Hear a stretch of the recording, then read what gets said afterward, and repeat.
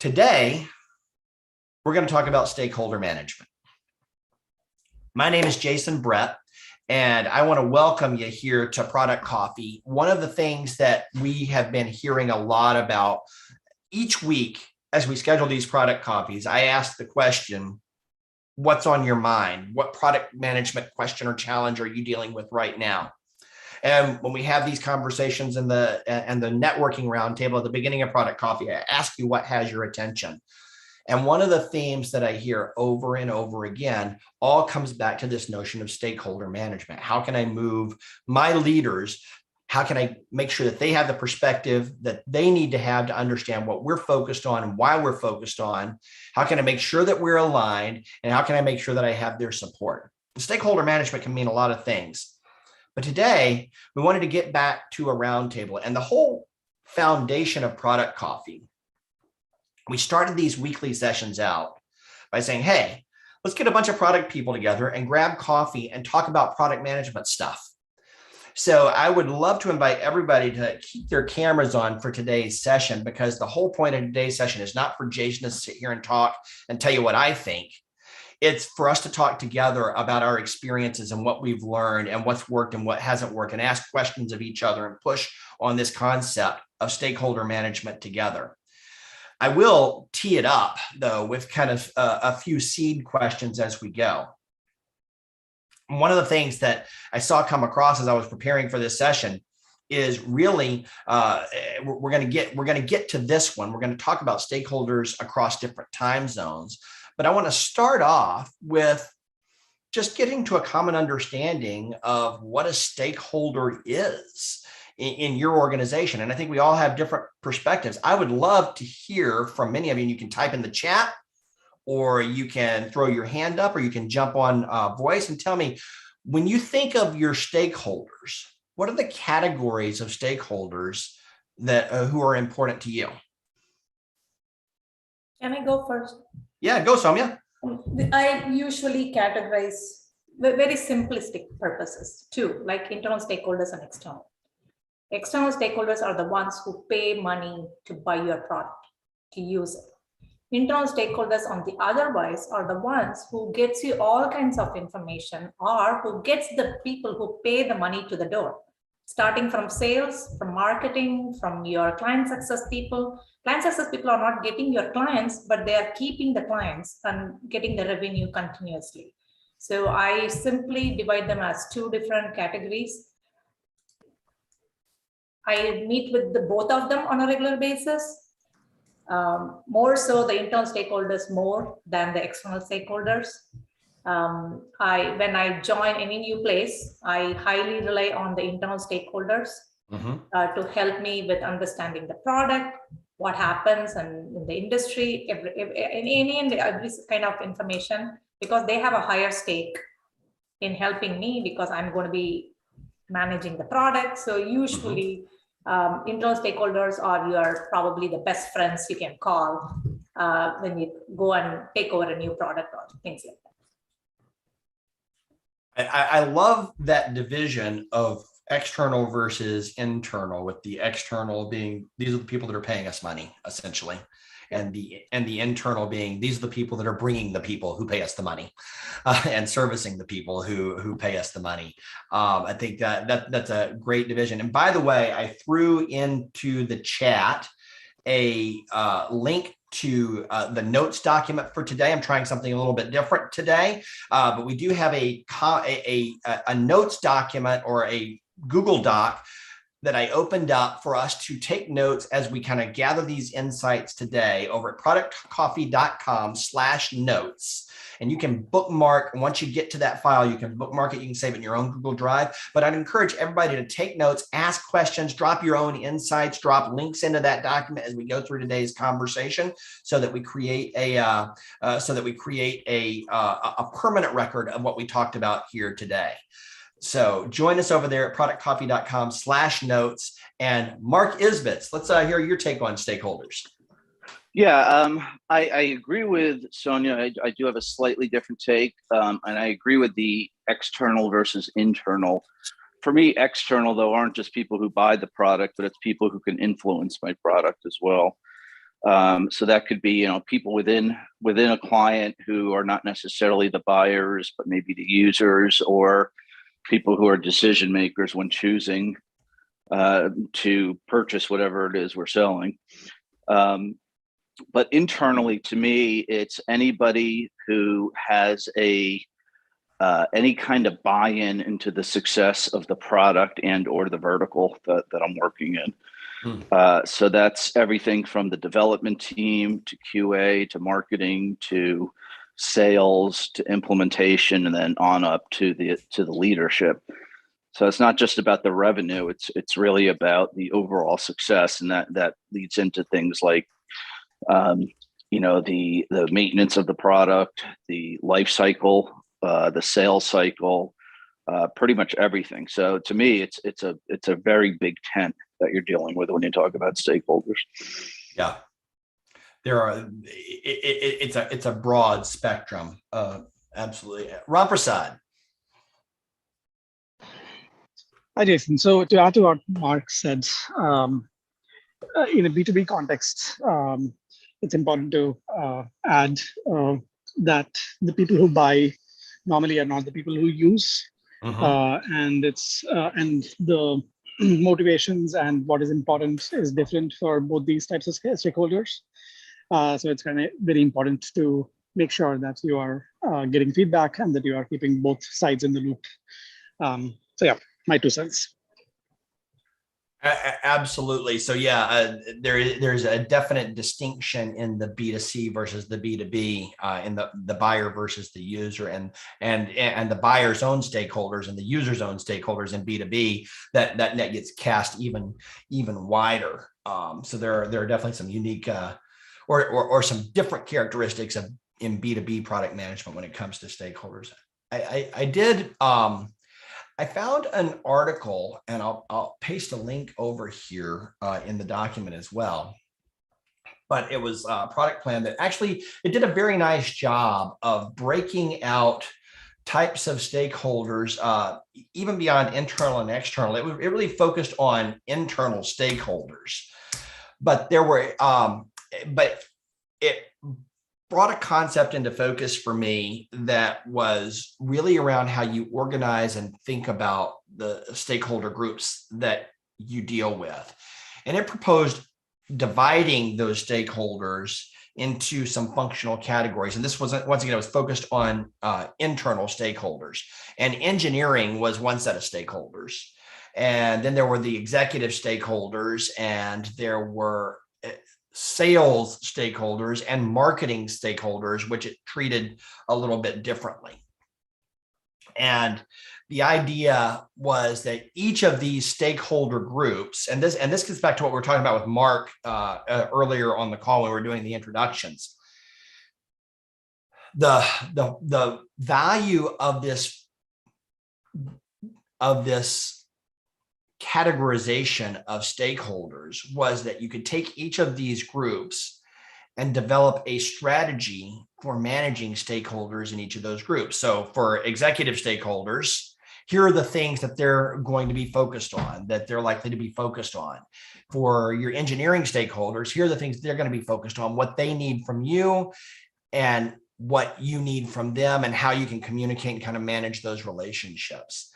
And a lot of what came when we were talking about the internal stakeholders, especially a moment ago, kind of really started to break up along those lines. So one of the things that I really did want to kind of hear people's perspective on is, when you're thinking about stakeholder management, when you're working through the activities that you work through on a day-to-day basis, who are not only, we talked about this, what stakeholders exist, but who are the stakeholders that occupy the most of your time, your thought, your focus? Where do you spend most of your time on stakeholders? Which ones? Jason, I think you made a really excellent point about kind of your developers being part of your stakeholder environment. When we talked about this prompt, or when I was thinking about it earlier this morning, I was kind of thinking more about what we call business partners, people who directly provide us requirements for the applications that we're building. And then my other kind of stakeholder group that I was thinking about is really our colleagues and customers, like store staff and people who are shopping with our company. And I kind of lump them together as kind of like the customer that we are trying to satisfy. But I think it's really interesting that you expanded it out to kind of tech and development teams. And I would say that for me personally, they occupy the most time. I think that's likely to be the case for most of us as product managers. When you start including engineering, when you start including engineering in that category, that's where we spend a huge percentage of our time, even if it's, from the perspective of writing and refining requirements, talking about what those things mean, and making sure that we're working with that group in the most effective way is a huge part of what the product management job actually is. So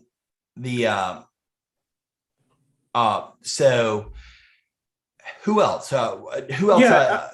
Hey, yeah. So I would say if you take a broad view of saying anyone that has sway over the direction of the product or anyone that receives benefit, you start to include folks like engineers, you start to include folks like training, development.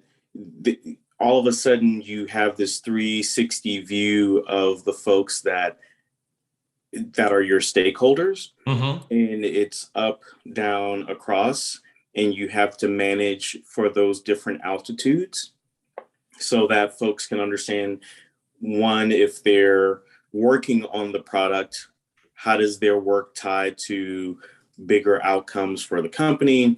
If they're the ones receiving benefit, usually it's the executive saying, when am I going to get it? How much is it going to cost?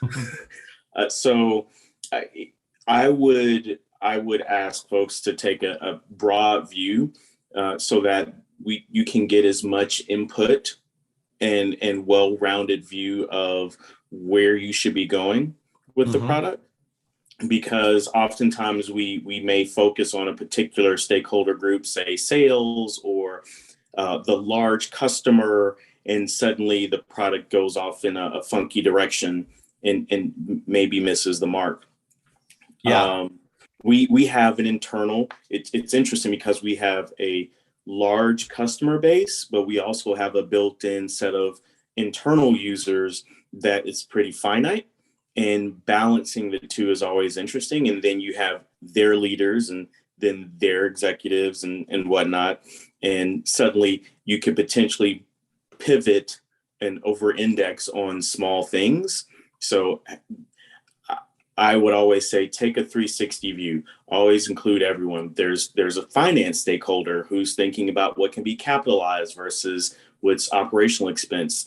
There is the HR person who's thinking about how people stay on, and do people feel like they have meaningful things that they're thinking that they're working on from a product perspective. So don't assume that there is one group of stakeholders. Always take a 360 view.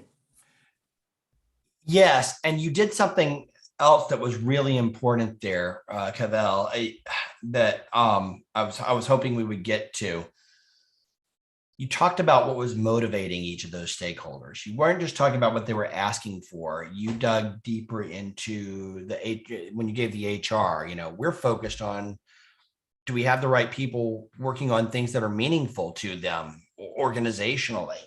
And you really did a deeper click in there really quickly, that I think is a huge part of the whole notion of stakeholder management. And that's understanding, what are each of these stakeholders really driving toward? What does success look like for them, right? Yeah, that if you understand the outcomes that people are looking for, it's extremely important. And product managers, I think, have the fun and the pain of looking at everyone's outcomes and balancing all of those, which, the salesperson isn't thinking about retaining talent. The engineer isn't necessarily thinking about growing revenue, all of those different elements. And so keeping all of those in balance and making sure everyone sees all of those at the same time, I think is a very important skill for a product management person. Yep. Completely agree. And thanks for calling that out.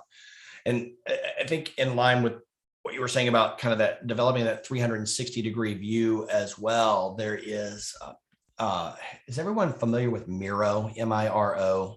A lot of us are using it now, especially in the post-COVID or in the COVID age where you need to collaborate remotely. It's a tool for essentially creating post-it notes and whiteboards and collaborative workspaces and working together on building out diagrams and gathering information together. They've published a template. It's a stakeholder map template, and I'm going to throw this in the document as well. It gets to what Cavell was talking about, developing that view. And what they've done, and there's this concept of stakeholder mapping, and I don't know if anybody's familiar with that. Who's done stakeholder mapping before, like a formal stakeholder mapping exercise? I don't see any hands thrown up. So when I was at AT&T, one of the core artifacts that we had, and Peter, this might be interesting to you, one of the core artifacts that we had in any project that we were working on is there was this really robust stakeholder map that we created that had whatever the project that we were focused on was right in the middle of it. And there was a circle around it that showed all the different organizations within AT&T, the internal organizations that you would then be able to connect and diagram on this map which of these organizations had a stake in the project, and click in a little bit deeper to define what that stake was and what their interest in it was. So this concept of stakeholder mapping is an exercise that you take to intentionally go through and putting, in product management case, putting your product initiative in the center, draw a connection to the first level stakeholders, the ones who are most interested, and then who might be depending on those stakeholders, and really visualize, to Cavell's point a moment ago, really visualize how different groups are relating to the effort that you're working on. And I thought it was a really cool template that's out there, and you can use this for free, by the way. Even if you don't have a Miro license, you can get a free license. You can do like 2 or 3 boards on your own, and you can just put this diagram together to really think about things like, okay, how do our customers break down? In the B2B example, we've got our customers, and those customers have users that are using our product, and those users have stakeholders, and you can really kind of visualize the different depths of stakeholders so that you can understand all those relationships and develop strategies to ensure that you're addressing each of those groups appropriately. Definitely worth checking out over there. What other tools have people used? And that's what I wanted to kind of get to. We've all used some kind of tool to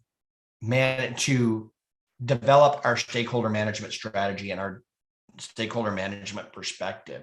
I am curious how you go about actually keeping track of your stakeholders today.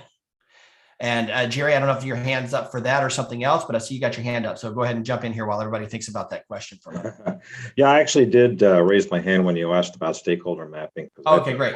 Because I've done quite a lot, actually. And so I want to, if you do stakeholder mapping, suggest that you do not put your product at the center. You put the business at the center. Because your organization is focused on its business success, and your initiatives are the means to get there. One of the means to get there. But you're not going to understand, for example, your executive stakeholders if you exclusively look at them through the lens of your initiatives, and to some extent others. you're not going to understand your revenue growth and sales leaders if you look at them as stakeholders exclusively through the lens of your initiative. And in order to really build out, so this is some CX lingo carrying over from last week. In order to build out really what is called an empathy map of the stakeholder ecosystem, you need to force yourself to not view the organization through your lens. You have to view you through their lens. And you need to understand how they view the organization, and each individual. So I like your word, Jason, deliberate exercise, because it is in fact a deliberate exercise to do good stakeholder mapping. It is not a back of the napkin kind of thing. Right. But if you do the exercise, don't put your product at the center, but also make a point to at each node in the network, there's a human, and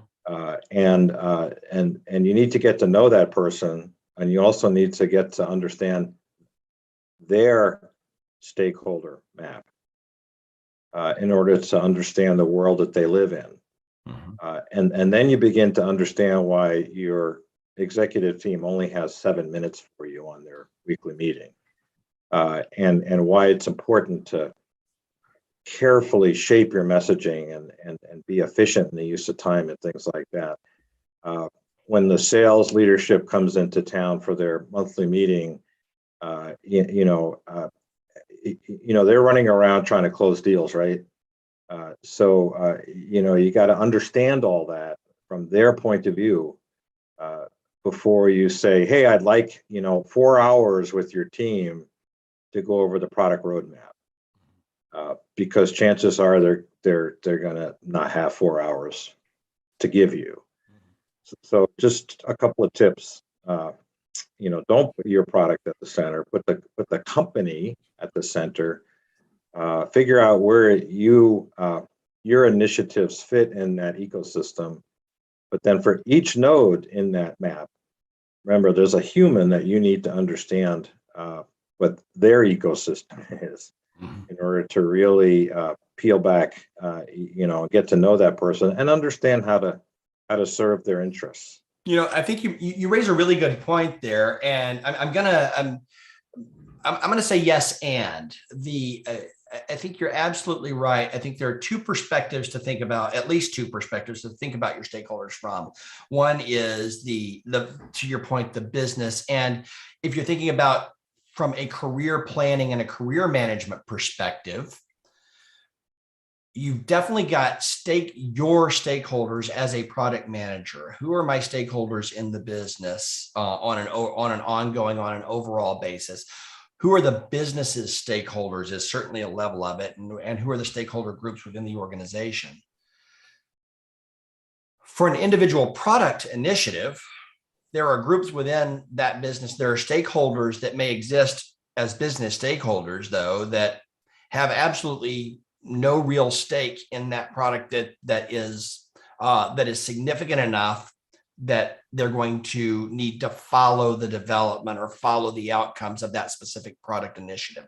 So I think there's absolutely truth that from a true stakeholder management perspective, I completely agree that you really need to look at it from the business perspective, and you also need to look at it from the human perspective in that way. I think anytime we start a product initiative, does it make sense to analyze those stakeholders from their specific perspective on the specific product initiative or project outside of the overall business perspective? Does that make sense? Oh yeah, and I'll second your yes and I'll raise you a yes and because oftentimes when you do this, again, I'm going to give you kudos for that phrase, deliberate exercise. You find out that there are hidden stakeholders. Yeah. So what's a hidden stakeholder? Well, maybe your CEO went to business school with somebody who who feels that they are an expert in the subject matter of your product. Mhm. Well, guess what? You now have a hidden stakeholder, because that person has your CEO's ear and is an old college buddy. And every time you present something, your CEO is calling up their old buddy and saying, "Could you have a look at this and give me a readout? Let me know if they're on target or what have you." So, So, is that college buddy a stakeholder or an advisor to the stakeholder? They are absolutely a stakeholder. Interesting. Yeah, they are absolutely a stakeholder, and that's why I can't say it enough. What you were right on target when you said deliberate exercise, because this is not a one-time thing either. Hmm. This is also a living, breathing artifact that you would create to understand all the influences on what you do. Sometimes you find out that there's an active board member that either is positioning themselves as an expert in your product domain, or maybe it's a member of the finance committee that thinks that your CEO is a spendthrift. And every time you present something, it goes to the board, and that person cuts your budget by 40%.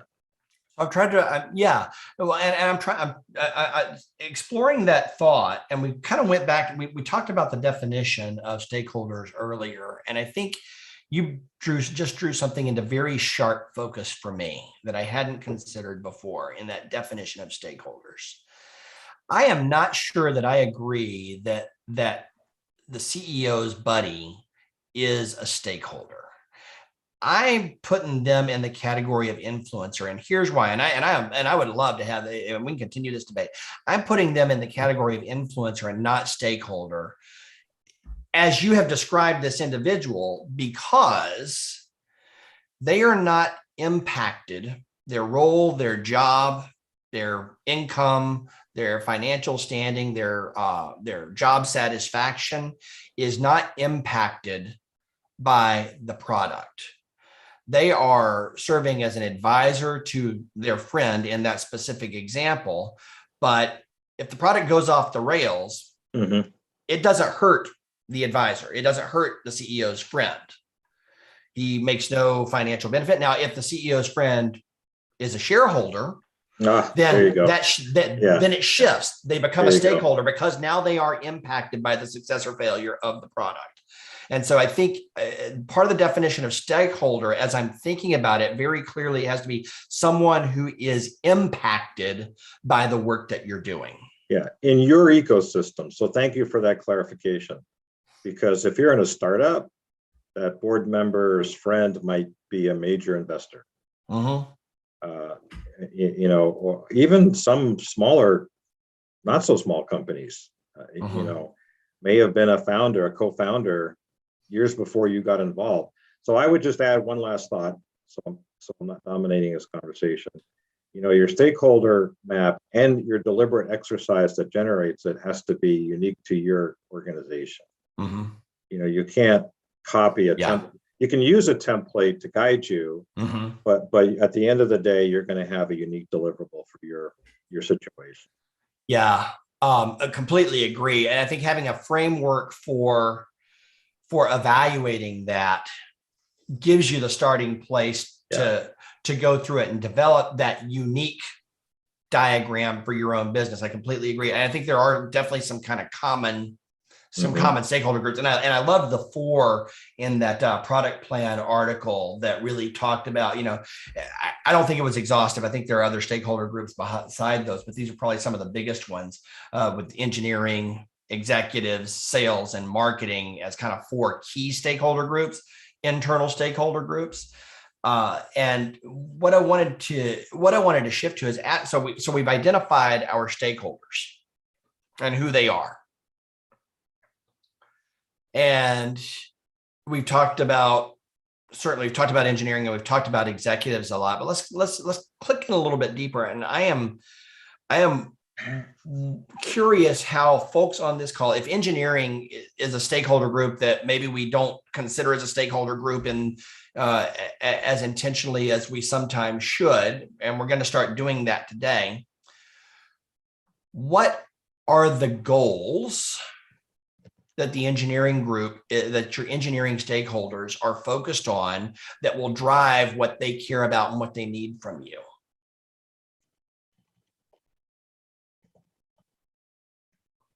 Somebody jump in with that. I'm curious what your perspective is.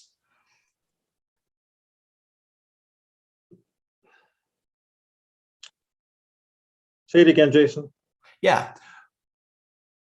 One of the things that we agreed on earlier was that as we're thinking about our different stakeholder groups, we need to be focused on what's important to them. And that was kind of Cavell's point, is understanding their motivation, what was important and valuable to them. So if we think about the engineering stakeholders at a very high, at a macro level, at a categorical level, what are some of the key things that our engineering stakeholders are likely to be prioritizing, focused on? What do they need? What is success for our engineering stakeholders?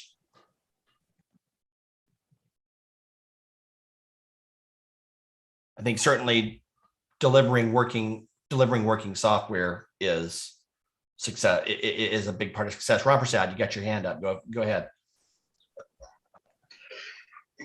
So my response is not going to be very specific to engineering. I think it applies to multiple groups, but we'll try to cover that from an engineering standpoint. So one major input that I normally get in this job and in the prior jobs that I've been in is that people want to play a larger role in the ideation stage when they're thinking about how to problem solve something. And number two is they always appreciate knowing the broader context. So this is a good example is this, right? You have a bunch of points on a map. You're trying to draw a linear regression curve, and you come up with one line that is the best fit. Then you find out that there's actually a future use case that certain people did not know about. So the solution they designed proved in a very material way had they known about the future use case. So for them, getting to know the broader context of not only what we're trying to accomplish right now, but what we're trying to do 180 days out or 360 days out really helps them come up with better designs, with better technical designs and architectural designs. And once again, this is not specific to engineering. Most groups that I work with, they prefer being brought into the loop at an early stage in the ideation process, instead of being brought into the loop when we are closer to launch. Mm-hmm. If that helps.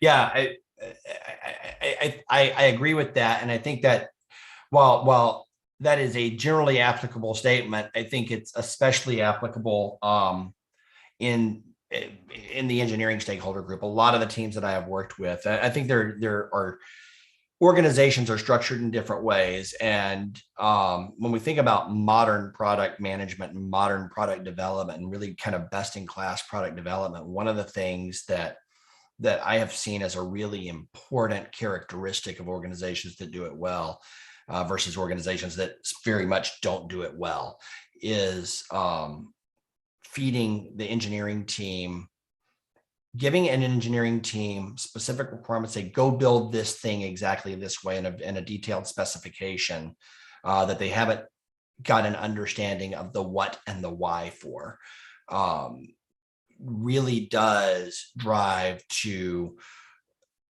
less collaborative relationships and lower quality technology in my experience. I think it's really important that when managing it, when thinking about the engineering stakeholders, that they're included, that those engineering teams and leadership are included very early on in understanding exactly what the problem is that they're being asked to solve and why they're being asked to solve it, and are part of that discussion of what is a feasible way to solve that problem. Now, very often there's going to be an architecture team or an engineering design team that is going to be very much focused on saying, okay, here's how we're going to go solve the problem. And that's going to get fed down to the execution team to actually write the code. Not every engineer is going to be designing the solution per se, but being included in that discussion and having that deep understanding, I think is a key part of that engineering stakeholder management. What are we doing? Why are we doing it? Why is it important? And what is the outcome that we're looking for? Outcome-based product development is huge, key concept. And thanks for bringing that perspective. I think it applies across the board, and bringing people in early, not late, is a key across all the stakeholder groups, and finding the right time. Wolfgang, you've got your hand up. Jump in here. A clarification. So I normally don't treat engineers as stakeholders. For me, they're part of the team. I sometimes have adjacent engineering teams that are not part of my team, but yeah, normally I subscribe to this setup. Your engineering, your UX, and product is one group delivering the experience.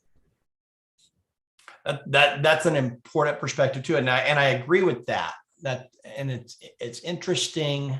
So I'll elaborate a bit more. When I normally engage with stakeholders, I always try to take a UX or engineering person with me on many of those engagements, so they know firsthand what's going on, and we really get this being a technology project, really the both perspectives. What comes to mind from me from a business perspective, impact perspective, but also what ideas do they have, a new technology enablement that can be a shortcut, or I cannot even think of because I'm missing that technical acumen.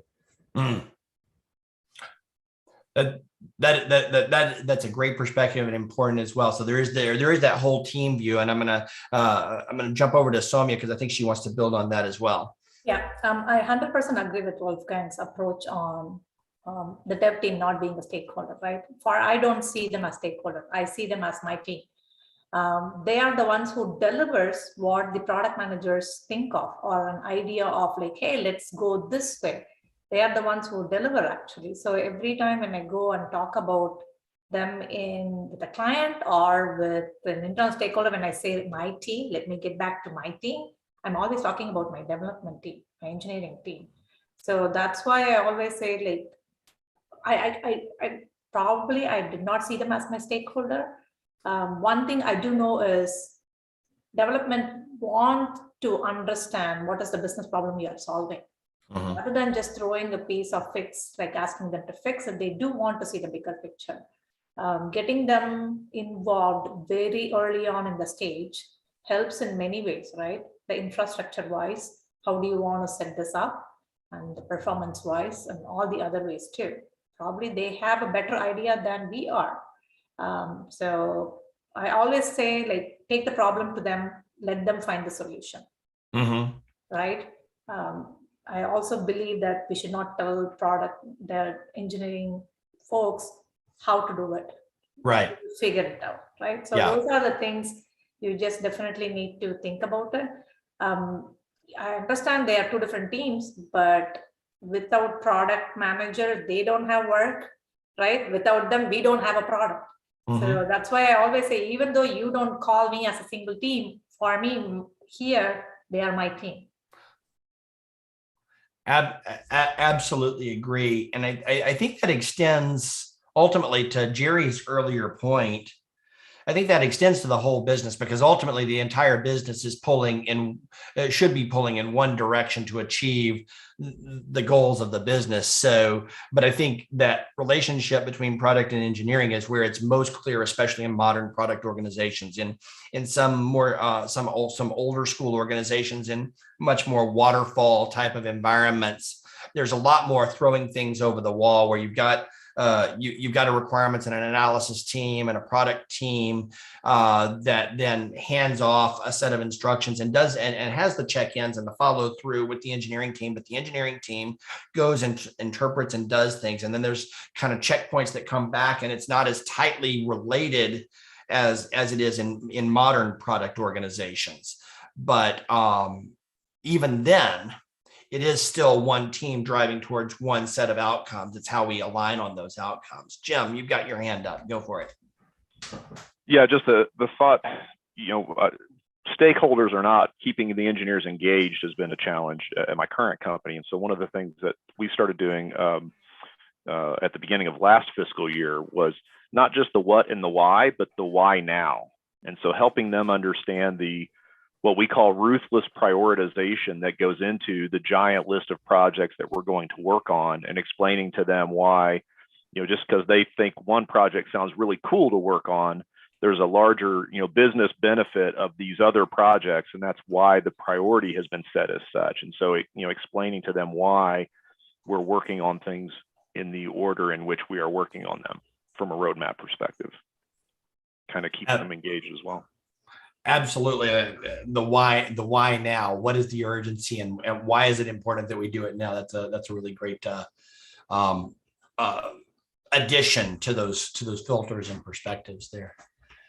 I also saw back on the last part of the conversation, Sumit pointed out that in a lot of larger organizations, a product doesn't have a dedicated engineering team.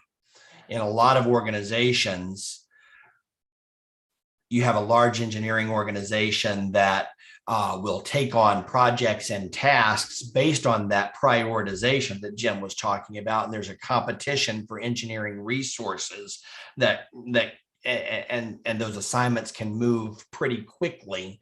And that's a key distinction. And so that gets into how you're going to manage that group, where you do start to have a different kind of a stakeholder relationship there. How about on the executive team? What are some of the keys to successful executive stakeholder management that you've observed and found over the years?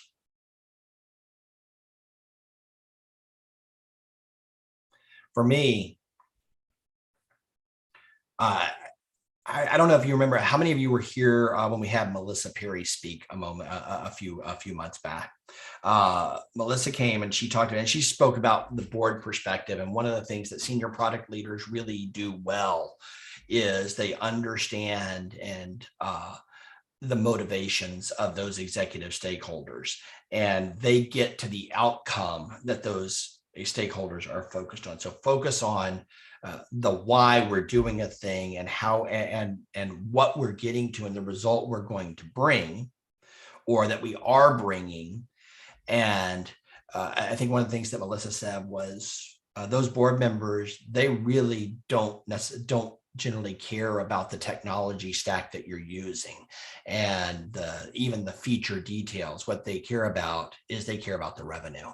They care about how this is impacting the bottom line, how this is impacting us financially. So drawing that picture, and one of the great pieces of advice that I saw in the product plan article there was, when dealing with executive stakeholders, you want to get to the point really quickly. You don't want to get down into the details unless you're asked, unless you have a need to go deeper into the details and the how. But as a general rule, those executive stakeholders are focused on the what and the why. And for me, clearly understanding, and this is one of the places where understanding the motivation, quote unquote, is so much more important than any other organization, because than any other stakeholder group, because those are often very layered with your executive team. Understanding what success looks like for your executive team members can be very complex. When you're looking at the CFO, yes, the CFO cares about the bottom line, but there are initiatives that are going on right now to manage the financials of a certain part of the business and a certain area of the financials that are getting special attention right now. So understanding how what you're working on relates to the top tactical priorities of the organization right now is going to impact what you need to share and how you need to share and how you need to interact with your financial team. Same thing goes for marketing. What are the most important areas that marketing is focusing on right now to grow the business, to grow the pipeline for the business, and how does your product apply or not apply to those priorities is going to have a huge impact on how you interact with and what you need to communicate in that brief time that you've got. I think it was Jerry that was kind of pointing out, when you ask for 4 hours, chances are pretty good that they don't have it. So you need to get to the point, and why are you having this conversation in the first place? What else have you found? I would love to hear some stories and some kind of adventures with executive stakeholder management, with things that have worked really well for you when you formed really tight relationships with some of your executive team. I know we've got some folks in here who have done that. I'd love to hear some stories. Well, I put a couple of things in the chat, Jason, but great. But one of the false beliefs I think that a lot of people have as they begin to bump up against leadership is that more slides are better. And you see people, they'll do a 40-page deck for mid-management, a 70-page deck for the next level up, and when they get time with the CEO, it better be 110 pages. And you're actually, in my opinion, going in the wrong direction. You need to get that down to 1 page, and it has to be specifically, what are you asking us to do? And then as you pointed out, if they start asking detailed questions, just be prepared to answer them.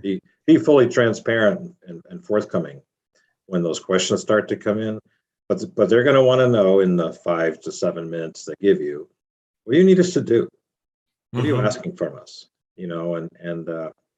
If somebody starts to run off about wanting to know the details, schedule a deep dive, for that person and anyone else that wants to know those details. Make sure. A lot of people end up going through the 110 pages, and there's no ask in it. So they go back and they're frustrated, and they throw their slides in the shredder, and and it's like, oh man, they were just, I thought we had them, and then you look at the material they presented, and at no point did they actually ask for anything. Yep.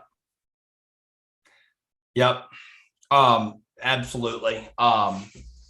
Jim, I see your hand up. Go ahead. I was just going to say, to follow on with what Jerry's saying. So what we do in that case is we take 109 of those slides and we call it the appendix, right? So we concentrate on the first slide, but if a question comes up that does require the deep dive, we have the backing information that we can say, hey, let me direct you to slide 85 of 110 that has that specific element that you're asking about. But otherwise you got to keep it short and sweet, and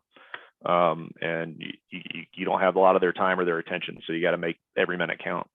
And I would add to what Jerry's saying about what am I asking of you, but also why am I here in the first place, in terms of what do you need to know from me to meet your goal. If you're focused on the health of the business, and you need to understand that the investments that we're making are moving according to plan, or there are risks to those investments, I need to communicate very quickly. Here's what's working.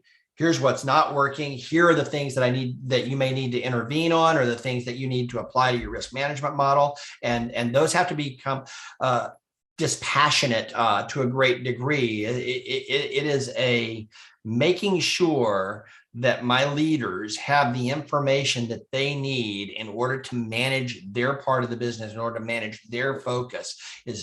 It's about empowering them just as much as it is about getting their help. How can I empower my leaders to manage the business is a huge part of that. And I think being really clear on what their immediate goals are and their big goals are is very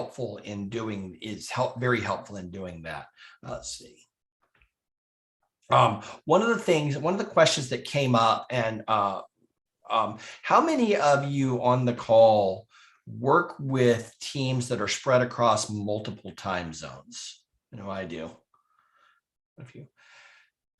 Everybody these days, right? Yeah, right. Well, that's true. And when you think about stakeholders across multiple time zones, where you've got folks in drastically, are there special things that you do that you have to take into account to manage those stakeholders who live in, or who exist in a different time zone than you do? What are some of the things that you have to keep in mind?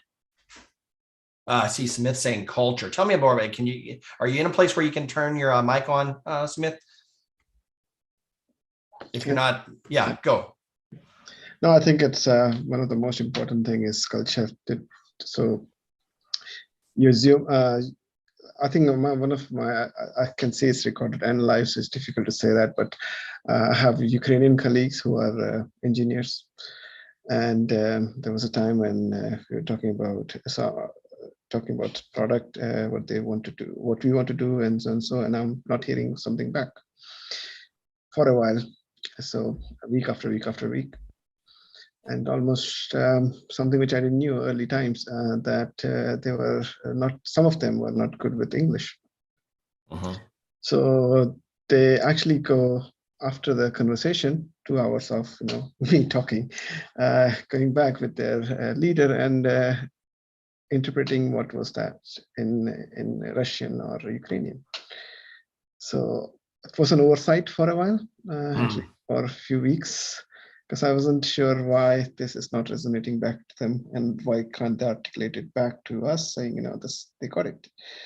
So culture, and then there are certain places, team in Malaysia, for instance, it's a yes culture there. So they take in a lot of stuff, also take that into consideration. And then time, yeah. So I think someone said time, or all the time, yeah, time. Yeah, time zone differences. I mean, just being considerate of that time. One of the things I used to do when I was specifically managing across, I think 7 different time zones, is I had on my Mac, I had on the dashboard, I had a plug-in that would let me set up different world clocks and just have them all on my screen that I could just swipe to the left and I could see all the different time zones. And if you're fortunate enough to be able to, some people might say unfortunate enough, if you're able to use G Suite in your for your calendar, Google Suite for your calendaring at work, there is a way to actually go in and have your calendar show multiple time zones in your view, so that you can see as you're scheduling things right away what time zone that's going to show up in on that feature, on that tool. Nick is saying Teams has a feature that shows the local time for your contacts. That's great. I believe Slack does that as well, actually. And I want to go back to Ramprasad's statement about being honest about language and accent barriers and not hesitating to involve folks who can help as translators. That's a huge thing, and it can be an uncomfortable conversation sometimes. Just to admit that I wasn't quite able to understand you. We're not quite connecting on the language right now. That can be an uncomfortable conversation, but being honest about it, handling it delicately, but being very clear that, can we try something else to make sure that we're clearly getting the messages that we intend to get. Is a really important conversation. I wonder, I would love to hear from somebody who has had that conversation and what you found worked really well in that conversation. Does anybody have that conversation? I know that I have. Yes, please go. I have. So I think it's important to make sure that your counterparty understands that you are not saying that his accent or your accent is better or worse. That's not the point. Everyone has their own accent. And it takes time it takes a minimum level of interaction for both to develop a better understanding of how the other communicates, and calling that out up front and making sure that they don't feel bad in any way, right? That you need to make sure that they understand that you both are on the same footing, and it's just that we speak different languages, slightly different languages, and another person being looped in normally works. So we have folks in different places in Southeast Asia, and so yeah. And in the past, we have had folks in Europe. We have always had success doing this as long as you call it out politely and in a way that doesn't make anyone feel bad at all. Yeah. Yeah, absolutely. I mean, certainly different dialects and different languages are just a fact of life. They're not a character statement. It is just a simple fact that I spent a lot of time in my life in the United States, in South Louisiana, and folks who have a thick Cajun drawl are very difficult to understand if you are not used to that dialect. And that is not a language barrier. It is just a different dialect and a different accent that if you're not used to it, it can be a challenge. And it's not a character statement. It is just a fact. Jason, I just want to quickly say something before I drop off.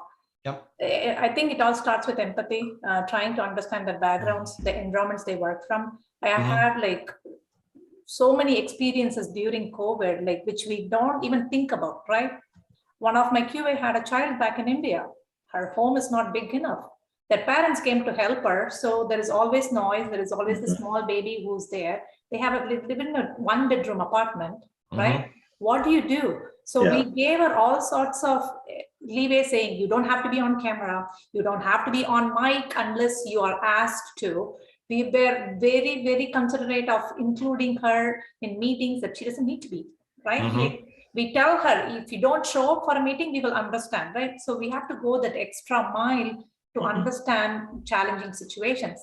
Second experience with the Ukraine war. I have developers from Ukraine. They had to vacate. They did not show up to work. They had to move their parents out of country. The only way I was in touch with them was through LinkedIn, if you can believe. Oh, yeah. So the things happen. So the people who are not co-locating in the same place or the same environment, you try to understand, right? Like people suffer from tornadoes in Tennessee. They don't show up. You don't question like, why didn't they show up?